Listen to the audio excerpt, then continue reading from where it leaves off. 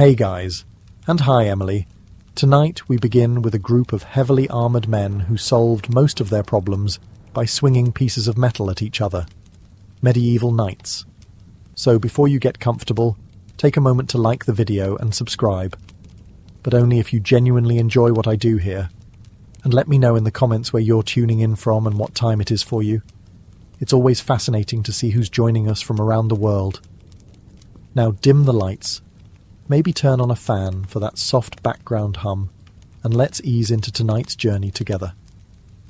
If medieval swords really worked the way movies claim, every knight would have walked onto the battlefield smiling, confident, and probably humming a heroic theme song.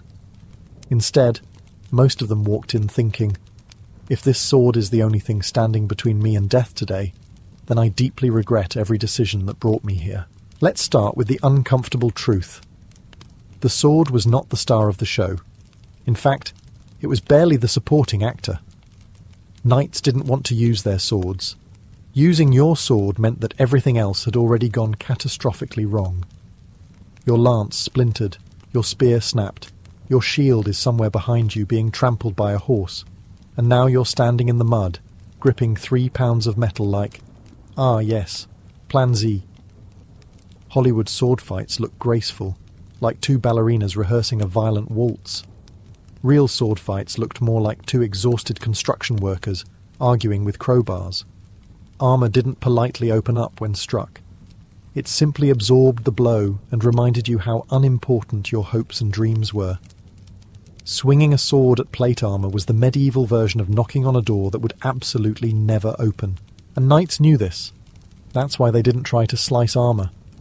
They tried to find the pathetic little spots where armour couldn't protect you, like the armpit, elbow gaps, throat openings, and the groin flap that absolutely no one wants to talk about.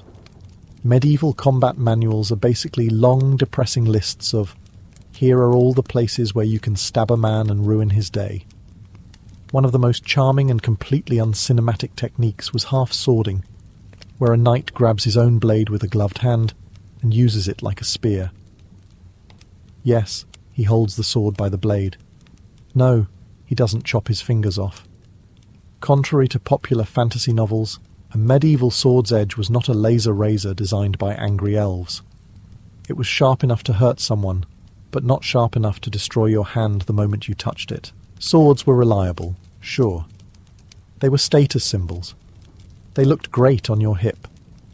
But in battle, they were as comforting as a butter knife in a bear attack. They were the break glass in case of emergency option, usually followed immediately by the emergency breaking you. So yes, swords are iconic. But remember, if a knight was using his sword, the universe had already failed him several times that day. If you've ever watched a medieval movie, you've probably noticed that no one, absolutely no one, ever grabs their sword by the blade. Why? Because Hollywood thinks medieval swords were glass-sharp laser beams capable of slicing atoms on contact. Meanwhile, real knights were gripping their blades mid-fight like they were trying to choke the sword into behaving. Welcome to half-swording, the medieval combat technique that instantly separates actual knights from fantasy cosplay enjoyers. The idea was simple. If you can't cut through armour, and you definitely can't, you turn your sword into a short spear, grab the middle of the blade with your gauntleted hand, and start aiming for tiny armour gaps like you're trying to thread a needle during an earthquake. Half-swording worked because medieval swords were sharp, yes, but not your fingers fall off if you touch it, sharp. They were tools, not mythological artifacts. Knights wore thick leather gloves or plate gauntlets, which gave them better grip, protection, and just enough false confidence to attempt something that looks completely insane by modern standards. The whole purpose of half-swording was precision and desperation. You weren't swinging wildly anymore. You were guiding a stabbing point with surgeon-level intent, except you were not a surgeon. You were sweating inside a metal sauna, and someone was trying to murder you while you did it.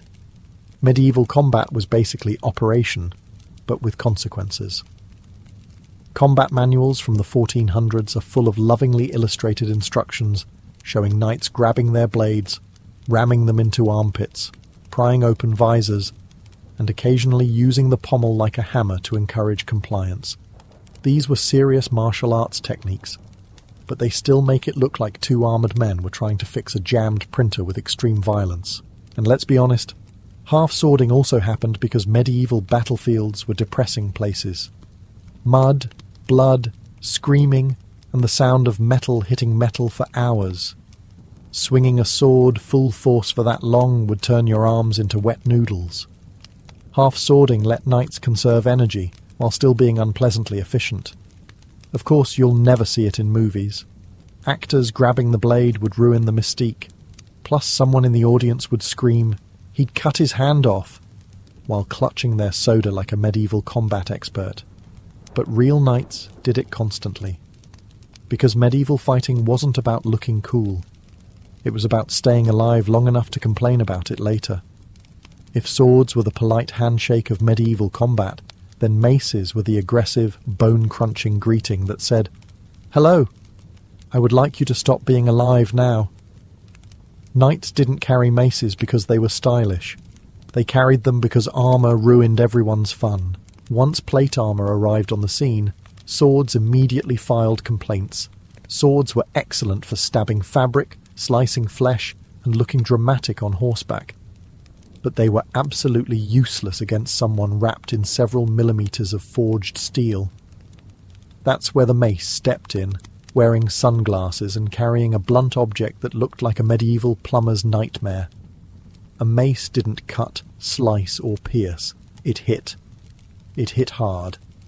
And hitting someone in armour with a mace is less finesse and more, let me introduce your skeleton to the concept of shockwaves. A well-placed mace strike could dent plate armour so badly that the poor victim would have to be extracted like a misaligned puzzle piece. Medieval chronicles politely describe these injuries as significant, which is historian speak for the knight folded like laundry. Maces were intentionally simple. A stick, a weight, possibly some spikes if the creator woke up feeling extra spicy. No complex geometry, no fancy metallurgy, just pure physics applied with violent enthusiasm. Knights loved them because maces didn't care who you were.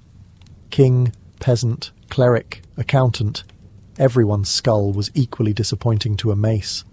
And let's be honest, swinging a mace required far less training than mastering a sword. Swordsmanship took years of practice, discipline, and expensive lessons with a grumpy fencing master who smelled like onions. Mace training took about 30 seconds. Lift mace. Move mace quickly toward enemy. Repeat until enemy stops moving. It was the medieval version of smash that like button. Then there's the psychological factor. If you see someone charging at you with a sword, you think, "Ah, a duel." If someone charges with a mace, you think, "Oh no, this man has given up on elegance." Maces were terrifying because they made it clear the user wasn't there for a good time. They were there for permanent solutions. Hollywood hates maces because they're not glamorous, but knights loved them because they worked. No sparkly sword choreography, no perfectly timed clangs, just blunt, crushing, career-ending force.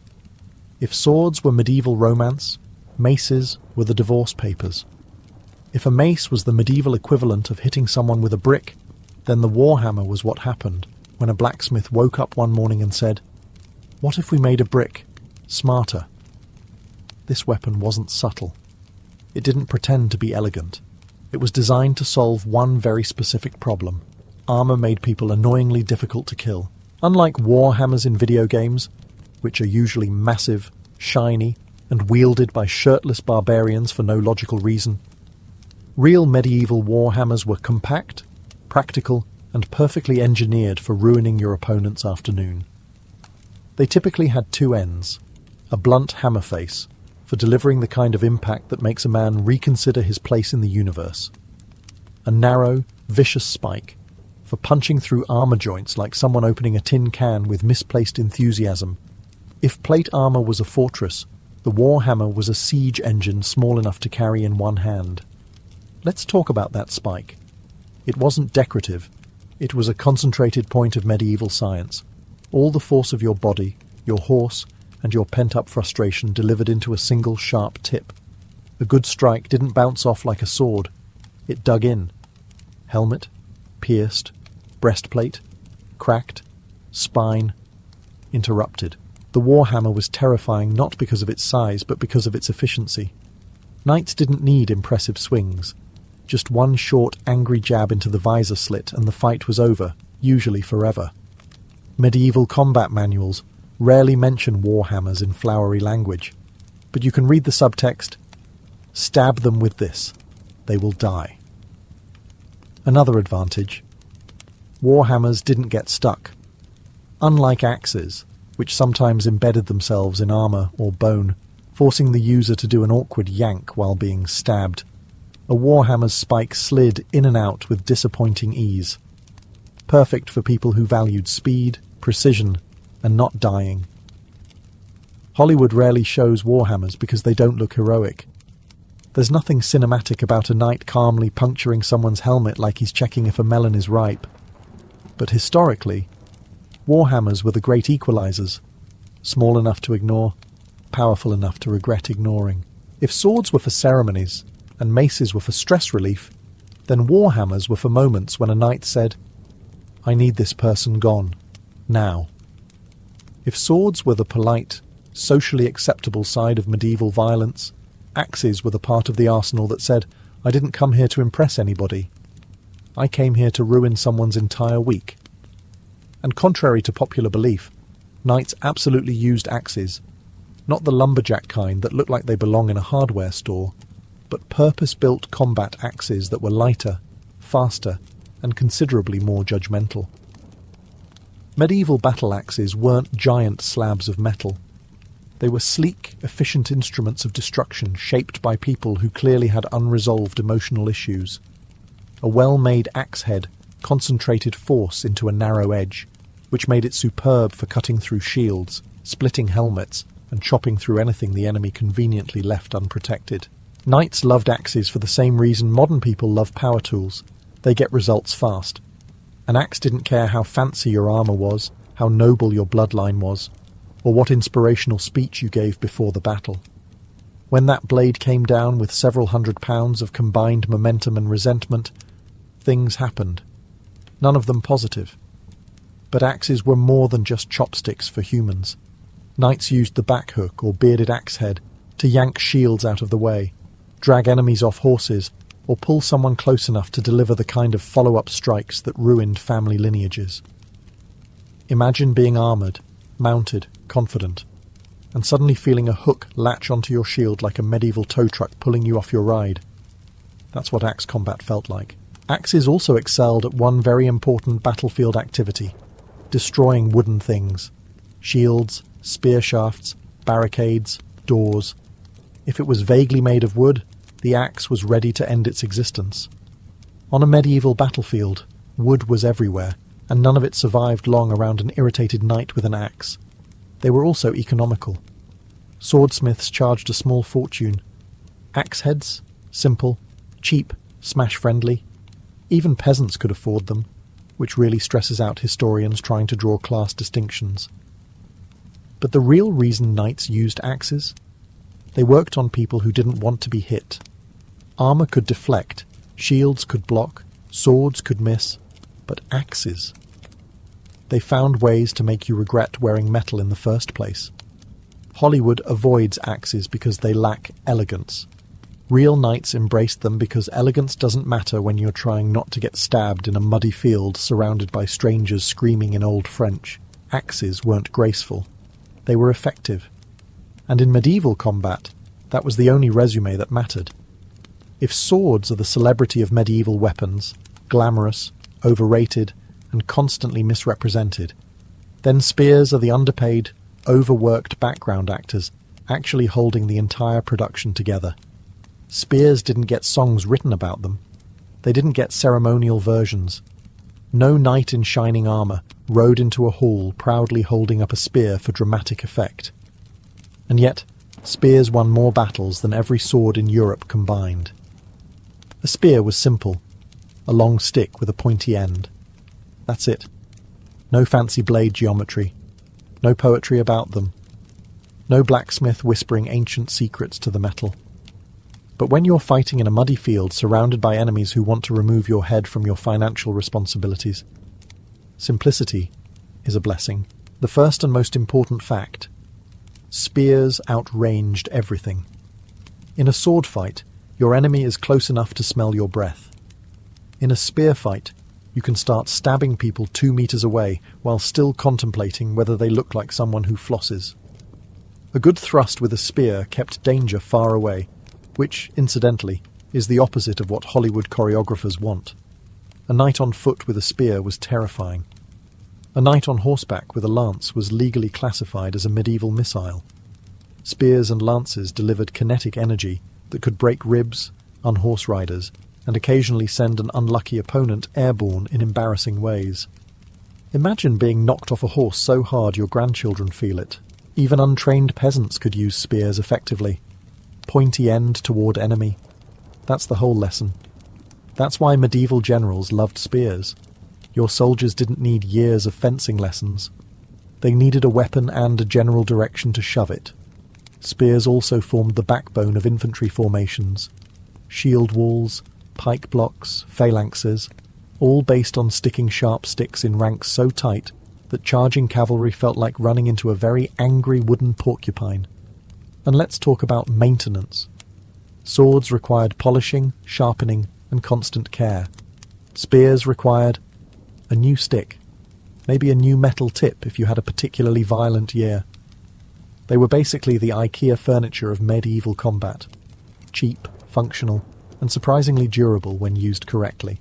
Hollywood rarely shows spears because they make fights too realistic. A spear duel is quick, efficient, and terrifying. Not the dramatic 15-minute clang-clang spin-twirl-jump sequence directors love. But real knights knew the truth. If you wanted to survive a battlefield, you prayed your sword stayed in its sheath, and your spear never left your hands. If you've ever watched a jousting scene in a Hollywood film, you probably think a lance charge is majestic. 2 noble knights galloping toward each other in slow motion, lances glinting in the sun, violins swelling, and everyone looking fabulous. In reality, a lance charge was much closer to participating in an unlicensed medieval demolition derby while wearing a metal oven. Let's start with the important part. A lance charge is basically a controlled car crash. A knight and his horse would accelerate to full speed, lower a long wooden pole, pray to several saints at once, and hope the opposing knight didn't have better aim. The physics were simple. The faster you went, the more devastating your hit, and the more likely you were to go flying off your horse like a sack of flour being launched from a trebuchet. And Hollywood's lances exploding into splinters isn't false. It's actually one of the few things they get right. Lances broke constantly. They were designed to. A solid, unbreakable lance would have turned every joust into a head removal competition, which admittedly medieval audiences might have enjoyed too much. On an actual battlefield, not a tidy tournament field with cheering nobles, lances were even more chaotic. The ground was uneven, the air was dusty, and the person you were trying to hit was actively attempting to murder you at high speed. This wasn't choreographed. This wasn't elegant.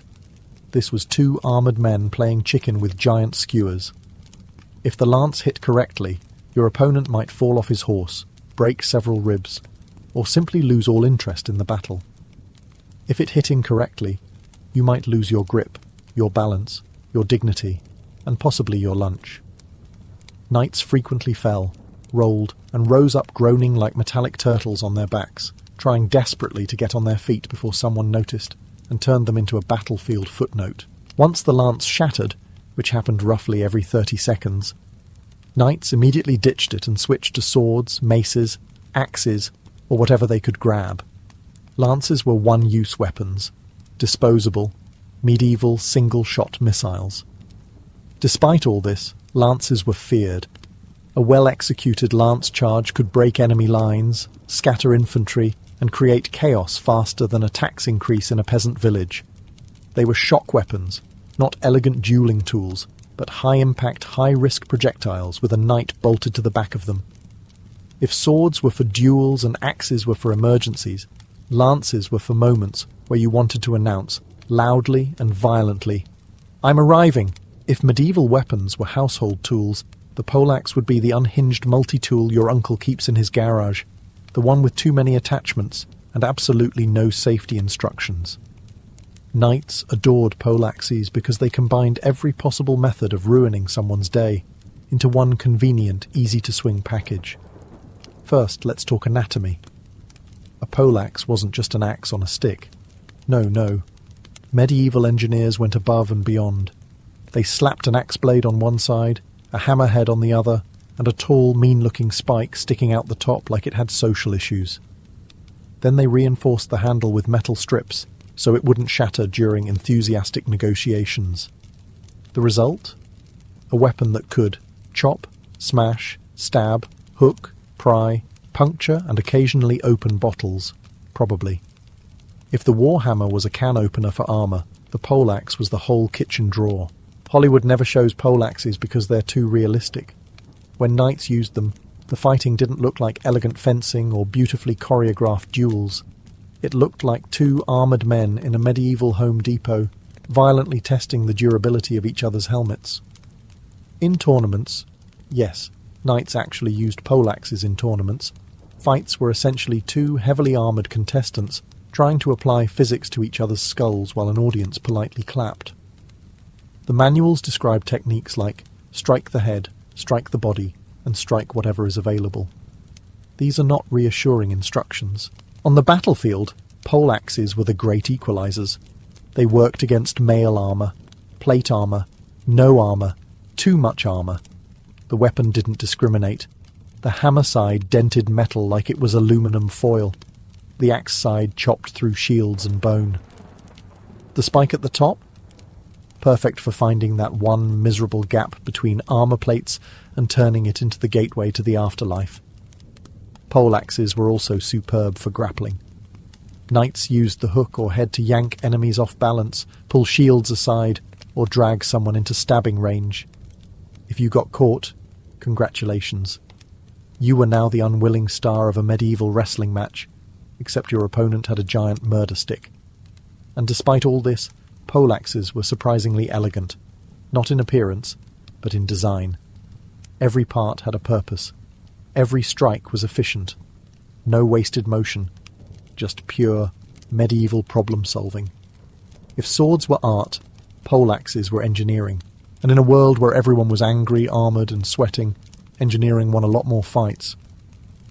If the sword was a knight's status symbol and the poleaxe was his "I'm done being polite" weapon, then the dagger was his "this is about to get personal" tool. Daggers didn't look impressive, they didn't sparkle, they didn't have dramatic names like Heartseeker or King's Bite. They were small, plain, and brutally honest, much like medieval life. Knights didn't carry daggers for flair. They carried them because every fight, no matter how grand it began, eventually devolved into two armoured men rolling around in the mud like furious turtles. And when you're wrestling in 60 pounds of steel with someone trying to take your lunch money and your life, you don't swing a sword. You pull out something stabby. The preferred style? Straight into the gaps. Neck openings, armpits, eye slits, groin plates, tragically effective. Medieval armour was good, but it couldn't cover everything, or knights would have died of heatstroke before the enemy even arrived. Daggers were designed to exploit those vulnerable little oopsie-daisies in the armour layout. Unlike movie daggers, oversized, shiny, and wielded backwards by people who have never taken a fencing lesson, real medieval daggers were short, stiff, and terrifyingly practical. A knight wasn't trying to slash. He was trying to insert the blade into a place that ruined the other guy's weak. One of the most infamous types was the rondelle dagger, a thick, triangular spike that looked like something you'd use to puncture a particularly stubborn bag of grain. Perfect for getting between armour plates and making someone stop breathing. It was the medieval version of a precision screwdriver. If screwdrivers were designed to end bloodlines, combat manuals from the period show knights grappling, pinning, and driving daggers downward into visors like they were trying to force open a jar that refused to cooperate. There's no elegance in these illustrations, no flowing choreography.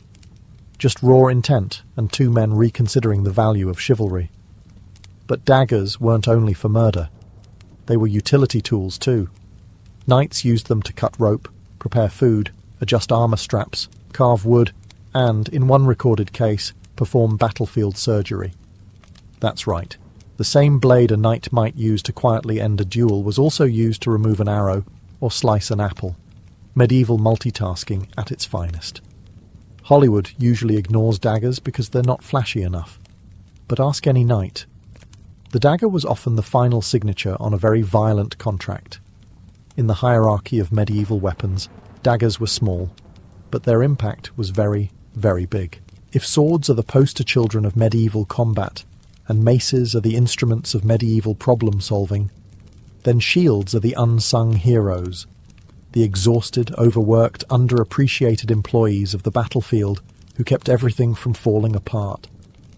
Knights didn't carry shields because it looked noble. They carried shields because not dying is surprisingly difficult when everyone around you is trying to make you die. A shield wasn't just a plank of wood. Oh no. Shields were complex, reinforced, and designed with the kind of practicality only a medieval survivor could appreciate. They were layers of wood, rawhide, glue, metal edging, and sometimes paint that probably took longer to dry than the knight expected to live. They weren't decorative. They were the medieval equivalent of walking around with a portable wall. Hollywood shows shields as polite, submissive objects, always lifted to block a predictable sword swing from a very considerate villain. Real shields were weapons. Knights used them to punch, shove, slam, bash, and occasionally help someone meet the ground faster. Picture an armoured man charging at you with a wooden door strapped to his arm. That's shield combat. A good shield bash could knock a man off balance, stun him, break his teeth, or take him completely out of the fight before a single sword swing even happened. Knights weren't shy about using the edge of the shield like a cleaver either. That rim could crack ribs and collapse lungs if you hit someone sideways with enough medieval enthusiasm. And then there's the shape. Different shapes meant different jobs. Kite shields, great for cavalry, also great for turning wind resistance into a full-body workout. Heaters, smaller, lighter, less likely to yank your arm off when someone hits it. Round shields, perfect for smashing a Viking in the face if you found yourself unexpectedly in Scandinavia. Shields were also command centres. Knights decorated them with heraldry, not because it looked cool in paintings, but because on a chaotic battlefield filled with armoured clones, a fancy yellow lion helped your friends figure out which side you were supposed to be smashing. Of course, shields broke, constantly. A hard hit from an axe could split one in half, leaving the knight holding what was now essentially a sad, overpriced pizza slice. But that was the point. Better the shield breaks than your bones. In the end, shields were the quiet, dependable co-worker in the office of war, doing all the heavy lifting while the sword took all the credit. If you imagine medieval combat as a dignified exchange of sword blows between two noble warriors, I regret to inform you that you are extremely mistaken, and possibly watching too many shampoo commercial-looking fantasy movies. Real knightly combat often ended with two heavily armoured men rolling around in the mud like exceptionally angry armadillos, because yes, knights wrestled. A lot. More than you'd ever expect from people wearing 60 pounds of steel and trying to maintain their noble reputations. Grappling wasn't a rare emergency technique. It was a standard part of training. Medieval combat manuals, written by people who clearly enjoyed drawing pictures of men falling over, are full of throws, tackles, joint locks, leg sweeps, and methods to yeet someone off balance while politely crushing their windpipe. They even included charming illustrations of knights flipping each other upside down like armoured acrobats who made several terrible life choices. The logic was simple. Once you're close enough to grab your opponent, swinging a sword becomes about as useful as swinging a baguette. Knights would close the distance, grab armour edges, twist limbs, hook legs, and slam each other into the dirt with enough force to make modern wrestlers wince. And because the armour absorbed so much damage, they could really commit to these moves without instantly dying, which meant grappling matches were incredibly chaotic and spectacularly undignified. The goal? Get the enemy on the ground, Once he's down, he's not getting back up quickly. Gravity is the ultimate medieval weapon. And once he's down, what do? You transition to the chapter your mother told you never to ask about. The dagger. While the opponent flailed helplessly like a beetle flipped onto its back, the victor would plant a knee, grab a rondelle dagger, and start trying to convince the other guy's armor to stop interfering with the whole stabbing process. Grappling also helped in breaking grips, disarming opponents, or simply bullying them into exhaustion. Sometimes knights grappled because their weapons got stuck in armor, sometimes because visibility was terrible, and sometimes because they tripped. Yes, a surprising amount of medieval combat was the direct result of slipping in mud, blood, or the medieval equivalent of banana peels. Hollywood never shows this because it ruins the romance. Nothing kills the fantasy faster than Sir Gallant of House Sparkle Fountain clumsily body-slamming his opponent face first into a puddle. But real knights? They knew the truth. When all else fails, grab the enemy and throw him to the ground like a sack of medieval potatoes. If knights had one thing going for them, it wasn't chivalry, noble ideals, or good hygiene. It was armor. Armor was their walking safety deposit box, their portable insurance policy, their "please don't stab me today" outfit. But unlike Hollywood's clunky tin cans that make every knight walk like they're trapped inside a malfunctioning vending machine, real medieval armor was surprisingly mobile. Knights could run, jump, climb ladders, do somersaults, and even dance, though not elegantly, to be clear. Armor evolved for one purpose: to keep the knight alive long enough to complain about the battle afterward. Mail protected against cuts. Plate protected against just about everything except gravity, tax increases, and sarcasm. A knight clad in full plate was basically a medieval tank, and like all tanks, the goal was to be annoyingly hard to kill. But let's clear up a myth. Armor was not impossibly heavy. A full suit of plate armor weighed about 40 to 60 pounds, which is roughly the same as modern soldiers carry today. And instead of the weight hanging off your shoulders like a cursed gym workout, plate armor distributed it over the entire body, making it much easier to move in. Knights didn't waddle, they power waddled. The real downside of armor wasn't mobility, it was temperature. Wearing a steel oven in the middle of a battlefield meant sweating approximately half your body weight every hour. Inside that helmet, it was basically a sauna with terrible ventilation and a 100% chance of incoming weapons.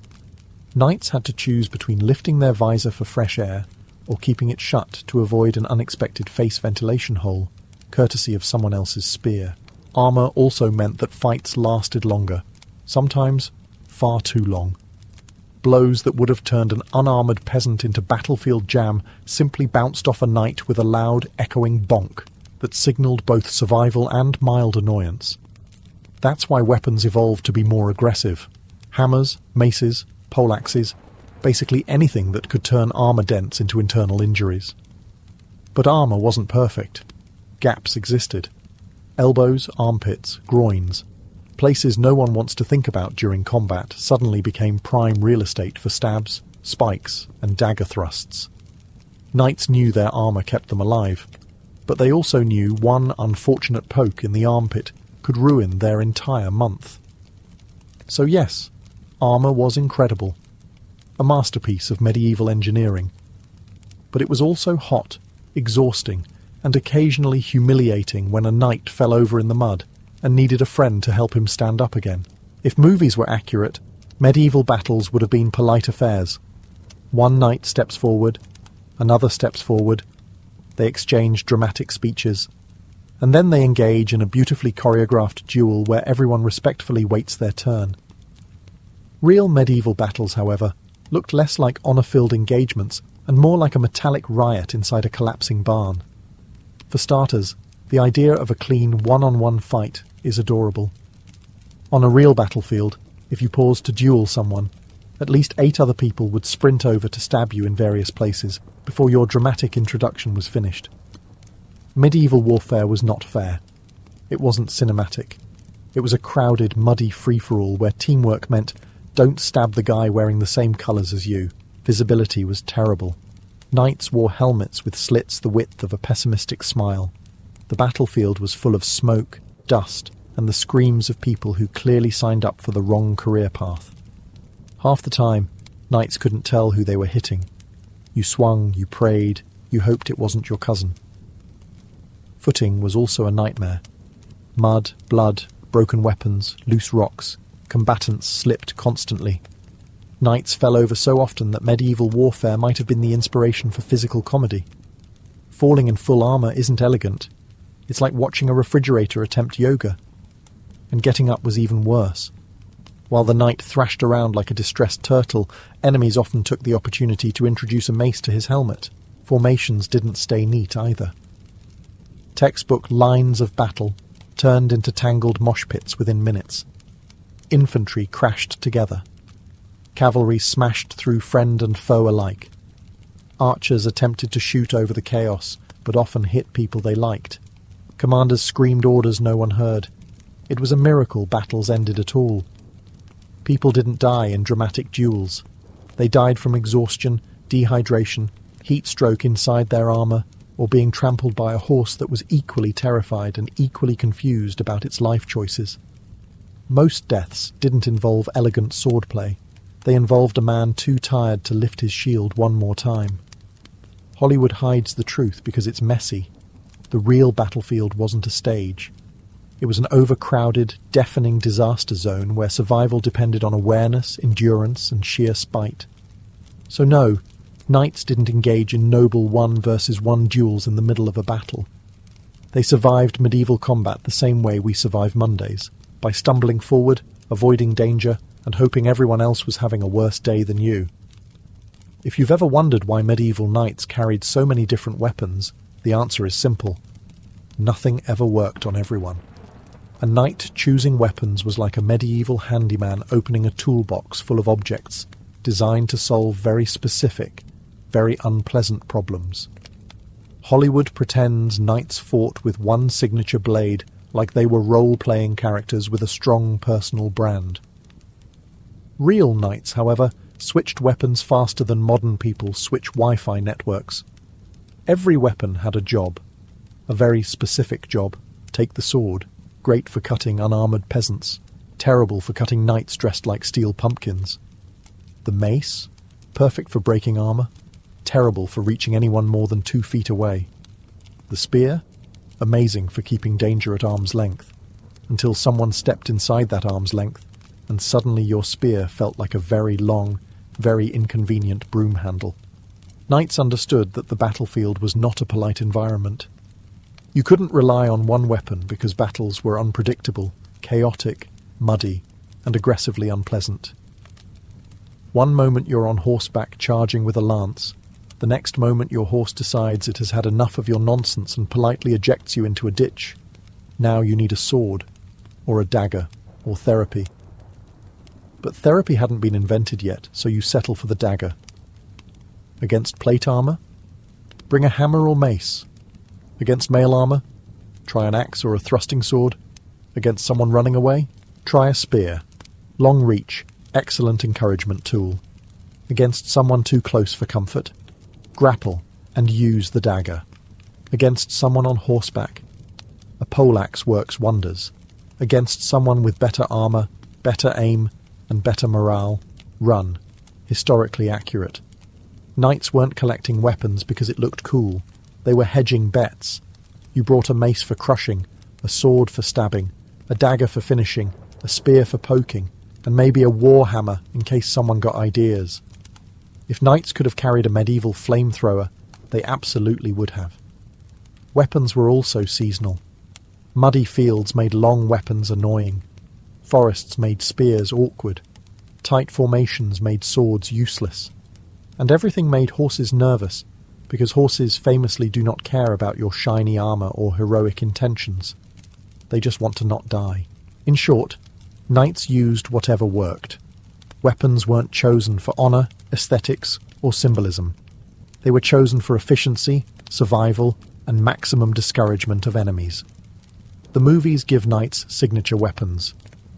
History gave them a shopping list. The romantic image of the medieval knight, noble, shining, graceful, heroic, is a lovely piece of fiction created by poets, painters, and people who were not present when knights actually interacted with reality. The real knight was a battlefield athlete, a tactical bruiser, and a walking sauna who spent most of his career drenched in sweat, soreness, and regret. Forget elegance. A knight's life was 20% training, 10% fighting, and 70% complaining about both. Training involved lifting heavy weapons, sprinting in armor, riding horses that didn't want to cooperate, and practicing moves that required the agility of a gymnast and the patience of a saint, all while wearing layers of fabric, mail, padding, and steel that turned your body into a human pressure cooker. Knights were strong, but not bodybuilder strong. They were carry your armor, swing a weapon repeatedly, climb a wall, avoid heat stroke, and fight for your life for 30 minutes straight. Strong. The kind of strength that comes from necessity, not from protein shakes. On the battlefield, knights weren't calm or polished. They were tactical survivors. Every decision mattered. When to charge, when to fall back, when to grapple, when to switch weapons, when to retreat, when to pretend to retreat, and when to scream for help because your foot got stuck in another corpse. They fought smart. They understood leverage, angle, weight distribution, and positioning. They knew which weapons worked against which armor, and which weapons to avoid unless they wanted their obituary to read, "Died trying something stupid." And the sweat. Oh, the sweat. Knights sweated in winter. They sweated in the shade. They sweated during training, during combat, and during any activity that involved existing inside armor. Their under-armor padding probably smelled like a mixture of wet dog, despair, and yesterday's dinner. Yet despite all the grime, chaos, and bodily discomfort, knights were professionals. They were trained, disciplined, and shockingly effective. They mastered an entire ecosystem of weapons, tactics, and techniques that Hollywood refuses to acknowledge because the truth is far messier, louder, and funnier. The real knight wasn't a heroic statue come to life. He was a gritty, tactical problem solver, wearing 60 pounds of overheating metal, swinging whichever tool kept him alive the longest. And yes, he was always sweaty. Theodora's life did not begin in marble halls or perfumed chambers, but in the rough, chaotic underbelly of Constantinople, a city where the hippodrome decided destinies just as often as the palace did. She was born around the year 500, the middle daughter of a bear trainer named Acacius, a man whose livelihood depended on the whims of the racing factions. These factions were far more than sports teams. They were political beasts, street armies, and social identities all woven into one. To be tied to them was to live on the edge of fortune and ruin, and Theodora learned that truth before she even learned to walk. Acacius worked for the Greens, a powerful but volatile group known for their brawling supporters and unpredictable loyalties. He kept and trained the performing bears that entertained crowds between races, a job that demanded courage but paid poorly. Still, it offered the family a fragile stability. Little Theodora spent her earliest days behind the hippodrome stables, tugging on her father's cloak, watching the crowds roar from behind cracked wooden slats, listening to the thunder of horses as though the entire world was built upon hoofbeats. Then, everything collapsed. Acacius died suddenly. Some say from a fever, others whisper from a bear's swipe gone wrong, and with him went the family's only source of income. Poverty struck with the precision of a blade. Her mother, left with 3 daughters and no protection, realized quickly how unforgiving Constantinople could be. With no money, no trade, and no faction backing, they were one misstep away from starvation. In desperation, she gathered her daughters and marched them into the hippodrome itself. The girls wore garlands, their faces scrubbed clean, their hair neatly braided, a performance of innocence designed to sway the crowd. Their mother pleaded before the Blues this time, begging for them to accept the family into their ranks, since the Greens had refused to help. The scene was both humiliating and theatrical. the dying hope of a family displayed before thousands of spectators. But the moment worked. The blues, moved either by pity, politics, or the sheer spectacle, took the family in. And for young Theodora, this moment, standing in the roaring hippodrome, learning that survival depended not on birth but on performance, planted the first seed of the fierce, calculating woman she would become. If Theodora's childhood taught her anything, it was that the world rewarded those who could command attention. And in Constantinople, no stage granted more power, or more scandal, than the theatre. By her early teens, Theodora had followed the path familiar to many girls of the lower classes. She became an actress, a profession that in Byzantium came bundled with another identity, that of a courtesan. It was a world both intoxicating and perilous, where applause could lift you to fame, but reputation could drag you into the dust with equal speed. The theatres of Constantinople were nothing like the dignified halls of classical Greece. They were loud, bawdy, unpredictable places filled with drunken spectators, political agitators, sailors on leave, and wealthy men searching for entertainment of every kind. Performers were expected not merely to act, but to captivate, to provoke laughter, desire, or outrage at a moment's notice. For Theodora, this was not a degradation. It was a training ground. It sharpened her wit, strengthened her instincts, and taught her the priceless art of reading a crowd. She quickly stood out. Her comedic timing was unmatched, her physical agility impressive, and her beauty unmistakable. But it was her intelligence, sharp, ironic, and difficult to ignore, that made her rise faster than others. She had an instinct for reinvention. One night she might appear as a comic servant girl, throwing punchlines like daggers. The next night she might redefine herself as a tragic heroine, her voice echoing across the stage with raw emotion. Theodora refused to fit in any single box, and audiences loved her for it. But the theatre's fame came with a darker shadow. Theodora became romantically involved with a powerful man named Hysebulus, a provincial governor who believed the actress should remain under his control. For a time, Theodora lived with him in North Africa, but their relationship quickly turned sour. Hysebulus was domineering, jealous, and dismissive of her intelligence. Eventually, he abandoned her, bitter, humiliated, and far from home. Yet this betrayal became another furnace that hardened her resolve. Alone in a foreign land, Theodora fought tooth and nail to survive. She worked, saved, negotiated, and manoeuvred her way back to Constantinople. The journey home was more than a physical return. It marked the transformation of Theodora from a performer into a strategist. She no longer sought applause. She sought power, and the world was about to discover how dangerous her determination truly was. When Theodora finally returned to Constantinople, she did so not as the naive girl who had once danced across its stages, but as a woman forged by humiliation, travel, and the harsh lessons of survival.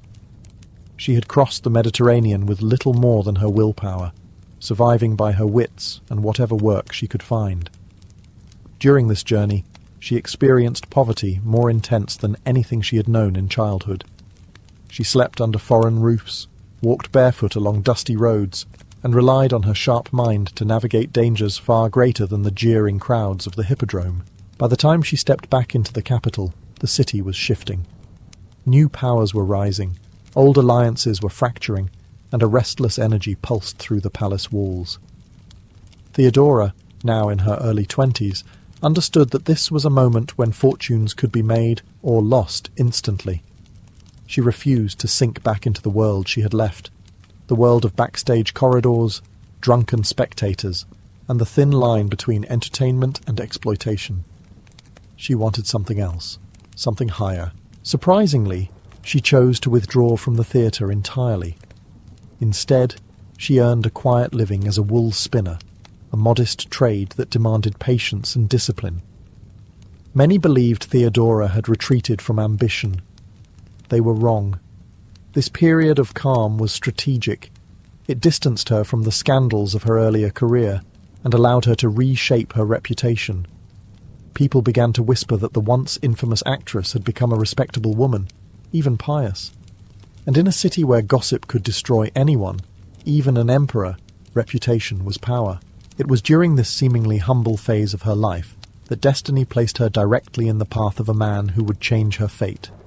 Justinian, nephew of Emperor Justin and the ambitious heir to the throne. Justinian was brilliant, calculating, and utterly unlike the aristocrats who looked down on Theodora's class. He had risen through talent, not privilege, and he recognized the same fire in her. What began as fascination quickly deepened into admiration, and then something far more dangerous. Their meetings, though discreet, were electric.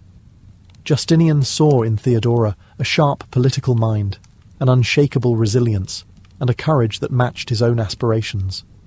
She saw in him a chance to escape the constraints of birth, and the possibility of shaping the empire itself. Constantinople buzzed with scandalized whispers, but neither of them cared. A partnership had been set in motion, one that would soon shake Byzantium to its core. Justinian's attachment to Theodora grew into something fierce, unwavering, and completely unacceptable to the Byzantine elite. For them, it was unthinkable that the heir to the empire, a man shaping laws, armies, and the very machinery of state, would marry a former actress and courtesan. In Constantinople, where social hierarchy was carved deeper than marble, Theodora's past was supposed to trap her forever. But Justinian was not a man easily dissuaded, and Theodora was not a woman easily dismissed. The barrier standing between them was not merely gossip or tradition, it was the law. Roman legislation, still heavily influenced by elite prejudice, explicitly forbade men of senatorial rank from marrying actresses. Theodora's past on the stage made her legally unmarriageable. For many, this would have been the end of the story. Love crushed by statute. But Justinian didn't bend to laws. He rewrote them. In a sweeping legal reform, Justinian had the marriage laws amended so that actresses and courtesans who abandoned their former professions could marry freely. It was an extraordinary act, one that signalled to the entire empire that Theodora was not merely a lover or companion. She was the woman he intended to elevate to the pinnacle of power. Theodora's enemies were outraged. To them, she represented moral decay, a living reminder that their rigid social order could be overturned. To her supporters, the poor, the marginalized, the women with no voice, she was proof that destiny could be rewritten. Their marriage was quiet, almost intimate, but its consequences were seismic. With Justinian's rise to the throne imminent, Theodora stepped into the public eye not as a scandal, but as a symbol of transformation. She dressed with restraint, spoke carefully, and carried herself with a composure that forced even her harshest critics to acknowledge her intelligence. She was no longer the actress performing roles on stage. She was the rising political force who would soon shape imperial policy. When Justinian became emperor in 527, Theodora was crowned empress beside him, not merely as a ceremonial figure but as a partner. She sat on the throne with a regal poise that belied her humble beginnings, and the crowd roared not just for their emperor, but for the woman who had clawed her way from the hippodrome's dirt to the palace's golden mosaics. Byzantium had rarely seen a rise so dramatic, or a woman so ready to wield power. No moment defines Theodora's legacy more powerfully than the Nika Revolt, the week in 532 when Constantinople burned. Mobs roamed the streets, and the empire itself seemed ready to collapse. What began as a violent outburst between the blues and greens quickly transformed into a full-scale rebellion. Rioters torched buildings, slaughtered officials, and screamed for Justinian's deposition. The city shook with fury. Even the Hagia Sophia was swallowed by flames. Inside the palace, panic spread like smoke through the corridors. Justinian, exhausted and terrified, considered fleeing across the Bosporus to save his life. His advisors urged him to escape, even if it meant abandoning the empire temporarily. And for a moment, a brief, fragile moment, it seemed the Eastern Roman Empire might lose its emperor to fear. but Theodora refused to run. As men debated, stammered, and argued about exits and escape routes, Theodora rose and delivered a speech that would echo across centuries. She reminded them that imperial dignity demanded courage, not retreat. She said she would rather die in purple, the imperial colour, than live in exile, hunted and humiliated. Her words were not theatrics, they were steel. She was prepared to face death head-on, because to her, survival without honour meant nothing. The room fell silent. Justinian, who had always admired her resolve, suddenly found his own restored. Her defiance reignited his determination. Instead of fleeing, he planned a brutal counterattack. With the help of his generals Belisarius and Mundus, he ordered troops into the Hippodrome, where thousands of rebels had gathered, believing they were moments away from forcing the emperor's abdication. The slaughter was swift and merciless. Estimates claim that more than 30,000 rebels died that day. The rebellion collapsed, and Justinian's rule, once hanging by a thread, was secured. And while history remembers Justinian as the emperor who saved his throne, those who witnessed the crisis knew the truth. It was Theodora who saved the empire. In the aftermath, her influence expanded even further. Justinian consulted her on political decisions, legal reforms, and even foreign negotiations. She became not merely an empress, but a strategist, a stabilizing force in a court full of shifting alliances and treacherous whispers. Theodora had proven that she was no ornament beside the throne. She was its backbone, willing to stand firm when every man around her trembled. After the Nika revolt, Theodora emerged not only as the empire's moral anchor, but as one of its most formidable policymakers. While Justinian drafted codes that shaped the backbone of Byzantine law, Theodora pushed for reforms that struck at the cruelties endured by those society preferred to ignore: women, the poor, the exploited, and the powerless. She understood suffering intimately, and unlike the aristocrats who viewed hardship from a marble distance, she carried its memory like a scar. One of her most groundbreaking changes was her influence over the Corpus Juris Civilis, the grand legal code Justinian championed. Within those laws lay Theodora's imprint: harsh penalties for forced prostitution, stronger protections for women abandoned by their husbands, and improved property rights for wives and widows. She fought to close brothels that trafficked young girls and funded safe houses where former courtesans could rebuild their lives. This was not charity. It was defiance. It was Theodora confronting a world that had once tried to break her and refusing to let others suffer the same fate. Her reforms extended beyond morality into matters of power. She secured new rights for women to inherit wealth, own land, and resist forced marriages. Many in the aristocracy sneered at these changes, muttering that the empress was overstepping her place. But Theodora did not bend to whispers. She had lived the consequences of powerlessness. Now that she held influence, she wielded it like a blade. Her humanitarian vision, however, did not soften her political instincts. Theodora was fiercely loyal to the imperial throne, but even more loyal to stability within the empire. She navigated court rivalries with a shrewdness that frightened those who underestimated her.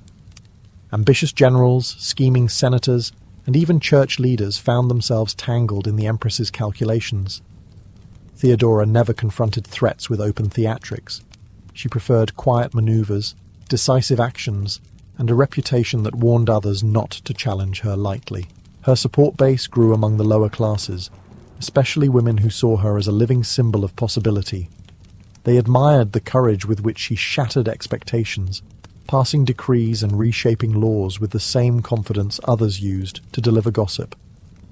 Even Justinian acknowledged her legal insight, often seeking her counsel on affairs of state. The more her reforms spread through the empire, the clearer it became. Theodora was not merely trying to improve Byzantine life, she was trying to rewrite what power looked like. And for a brief moment in history, she succeeded. As Theodora's influence expanded, so did the shadows cast by her enemies. Power in Byzantium was never a stable possession. It was a chessboard where every piece plotted its own ascent.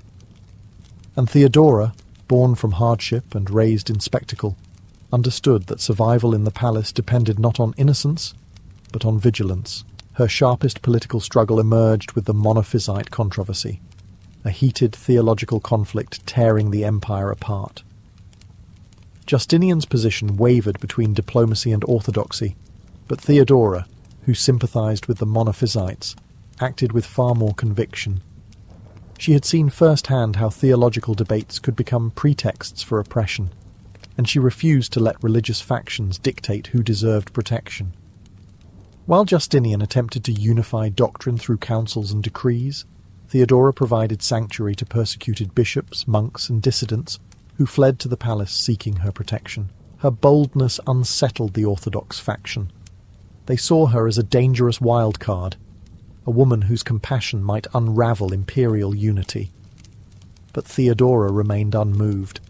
She believed that stability required not just control, but also mercy. Her palace became a refuge for the vulnerable and a warning to those who thought religious power belonged solely to patriarchs and politicians.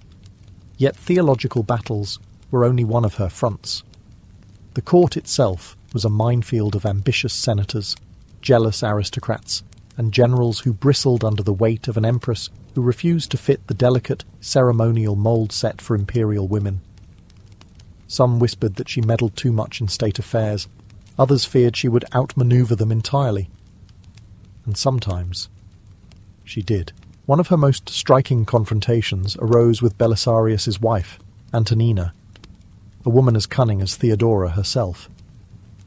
The two formed an uneasy alliance, mutually beneficial but laced with rivalry. Together they coordinated political maneuverings, settled disputes, and neutralized threats that might have destabilized the empire. They were two women navigating a world built for men, and becoming its most decisive players. But Theodora's power was never simply about eliminating enemies. It was about shaping the empire's destiny. She negotiated, intervened, and orchestrated outcomes from behind curtains and council doors, using influence rather than force. And whether through diplomacy or calculated pressure, she ensured that no threat, foreign or domestic, could grow unchecked. In a world where emperors ruled with armies, Theodora ruled with strategy. And it was becoming clear to everyone. The empire had two sovereigns, and neither could be ignored. By the mid-540s, Theodora's strength, the same iron force that had carried her from the hippodrome's dirt floors to the gleaming throne, began to fade. Illness crept into her life with the quiet persistence of an enemy who knew it could not defeat her in open combat. Most historians believe she suffered from breast cancer, a condition Byzantine medicine could neither cure nor fully comprehend. Yet even as her body weakened, her will did not. The palace noticed the change first. Days once filled with strategy meetings, petitions, legal consultations, and religious negotiations slowly shrank into shorter windows of energy. Servants whispered as they watched her rise with unmistakable effort. Court rivals hoped her decline might weaken the imperial household, but they underestimated how fiercely she clung to responsibility. Theodora had spent her entire existence refusing to be defined by circumstance, and she would not begin now. Justinian, often consumed by the demands of the empire, grew increasingly concerned. Their marriage, once the gossip of Constantinople, had matured into a quiet but profound partnership. The emperor sought her counsel on matters large and small, and even as illness strained her voice, her advice continued to shape the empire's decisions. Whether discussing tax reforms, church disputes, or foreign campaigns, Justinian still leaned toward his wife's judgment, a testament to how deeply he trusted her political instincts. Theodora's final years became a race against time. She worked relentlessly to secure her reforms, strengthen her alliances, and shield vulnerable groups who depended on her protection. She ensured the safety of Monophysite leaders, expanded aid networks for women at risk, and quietly positioned allies within key offices. She understood that when she was gone, her enemies would try to reverse everything she had built, and she was determined to deny them that victory. Outside the palace, the empire mirrored her struggle. Plagues, wars, and rebellions rattled the Eastern Roman world, but Justinian's administration held together largely because Theodora had learned how to stabilize chaos. Her presence acted as a counterweight to Justinian's relentless ambition, grounding his policies and tempering his impulses. On June 28, 548, Theodora died at roughly 48 years old. Justinian was devastated. The empire mourned a woman who had risen from poverty to become one of the most influential figures Byzantium had ever seen. Even her enemies, though relieved, could not deny her brilliance. Theodora had reshaped the empire, and she had done it on her own terms. Theodora's death did not end her influence. It ignited a new era of debate, fascination, and reinterpretation. Even in death, she refused to fit neatly into the roles her enemies had crafted for her. To the aristocrats who despised her rise, she remained the scandalous former actress who had climbed too high. To the poor, the powerless, and the forgotten, she was a symbol of defiance, proof that birth did not dictate destiny. And to Justinian, she was irreplaceable. His partner in governance, his advisor in crisis, and the quiet force that anchored his increasingly ambitious vision for the empire. In the years after she passed, Justinian continued ruling with renewed intensity, as if driven by the need to finish the work they had begun together. He expanded his legal reforms, strengthened the empire's administrative core, and pushed forward with the construction of the Hagia Sophia, an architectural masterpiece whose mosaics later immortalized Theodora in shimmering gold and colored glass. That mosaic, still preserved today, captures her not as a courtesan or an actress, but as a queen. A woman robed in jewels, haloed in imperial dignity, holding gifts meant for the altar. A visual declaration that her story would not be erased. Her legacy lived most powerfully in the legal reforms she championed. Women throughout the empire would benefit from the protections she insisted on: rights in marriage, property, inheritance, and freedom from exploitation. These were not minor footnotes in Byzantine law, they were shifts in the social foundation of the empire. Long after her enemies' names faded from records, Theodora's reforms endured in the legal traditions that shaped Europe and the Near East for centuries. But perhaps her greatest legacy was the audacity of her life itself. She had risen from the lowest rung of Byzantine society, a world where actresses were considered barely above beggars, and carved out a place not just beside the emperor, but in the machinery of imperial power.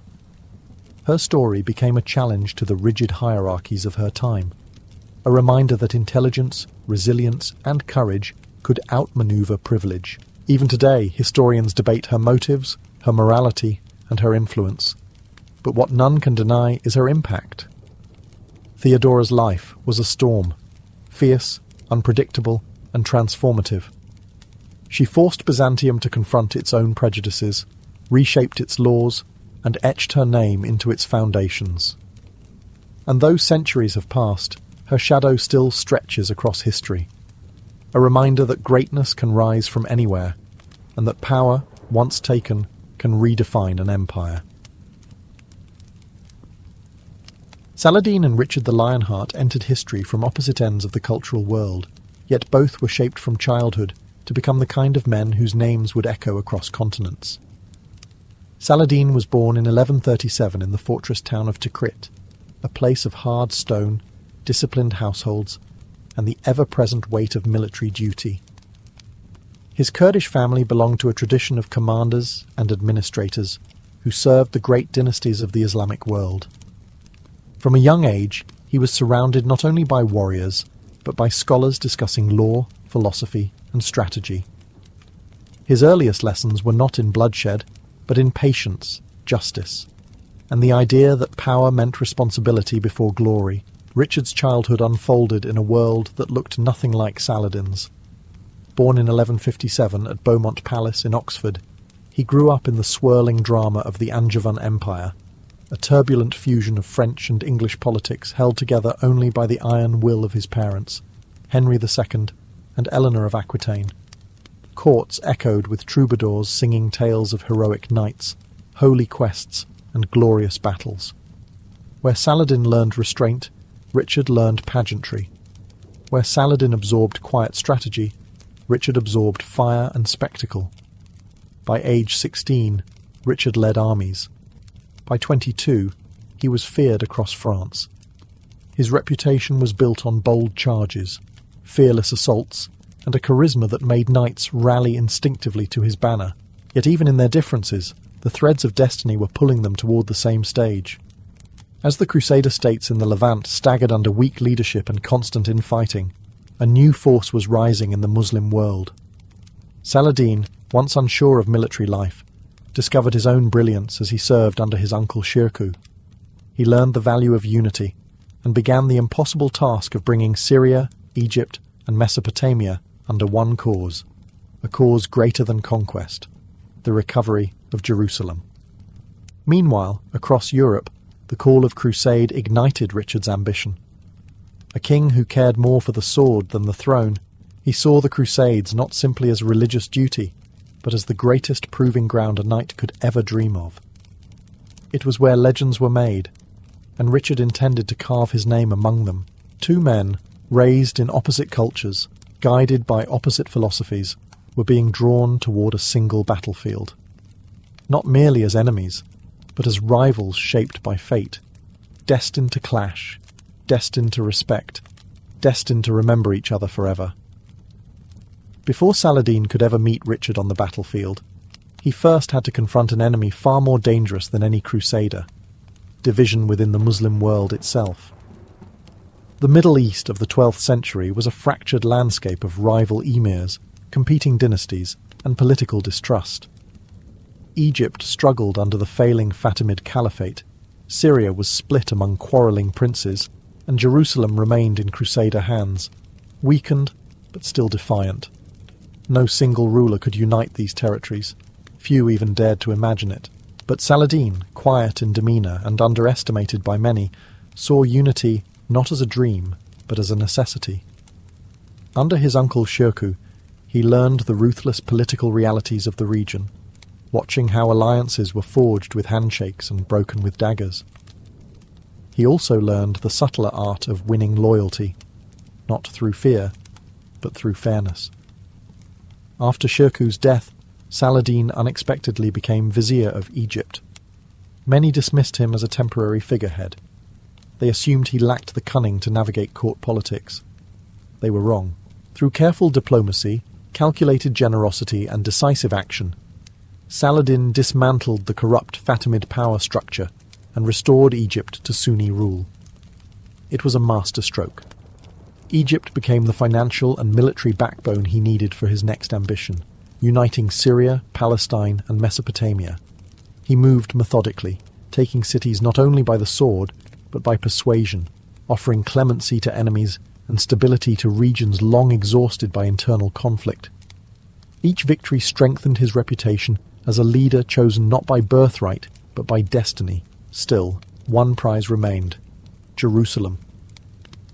For decades, Muslims across the region had viewed its loss as a wound in the heart of Islam. Saladin promised not vengeance, but restoration, a return of balance and dignity after years of chaos. In 1187, at the Battle of Hattin, he broke the Crusader armies in a single breathtaking victory. The Holy City fell soon after, but without massacre or cruelty. Saladin allowed Christians to leave peacefully upon payment of ransom, protecting thousands who had feared annihilation. His fairness shocked Europe, his chivalry inspired legends. And across the sea, word of Saladin's rise travelled fast. Kings and knights murmured his name with a mixture of respect and alarm.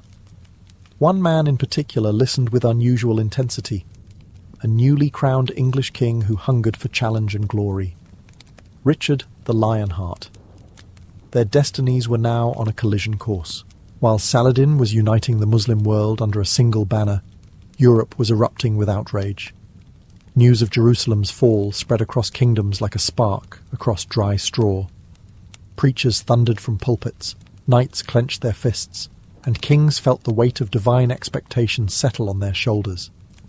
Among them was the newly crowned Richard I, a king whose heart had always belonged more to the battlefield than the throne. Richard did not need persuasion.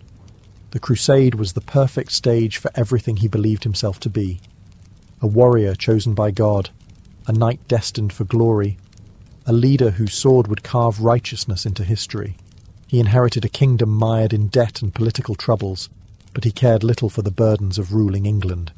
He sold lands, emptied treasuries, and prepared for war as if it were a sacred pilgrimage. His mother, Eleanor of Aquitaine, supported his ambition. She knew her son's nature better than anyone. Richard was born for conflict. The crusade was not a duty, it was a calling. The journey to the Holy Land was fraught with storms and political manoeuvring.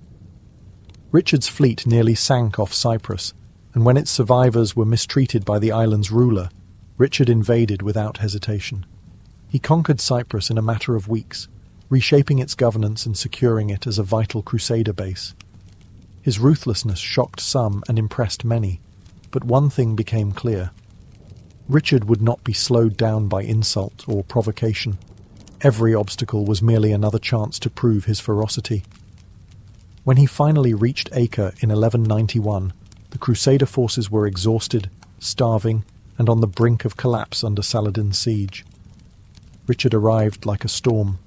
His crossbowmen shredded enemy lines, his engineers built siege engines at astonishing speed, and his presence alone reinvigorated weary soldiers. Within weeks, Acre fell. The Crusaders hailed Richard as the saviour of the campaign, but Richard's victories came with a darker edge. In one infamous act, he executed about 2,000 Muslim prisoners after negotiations with Saladin stalled. To Richard, it was a strategic necessity. To Saladin, it was a grave wound. Yet even in this moment of brutality, Saladin did not retaliate with equal cruelty. He responded with discipline, restraint, and a refusal to be dragged into savagery. The arrival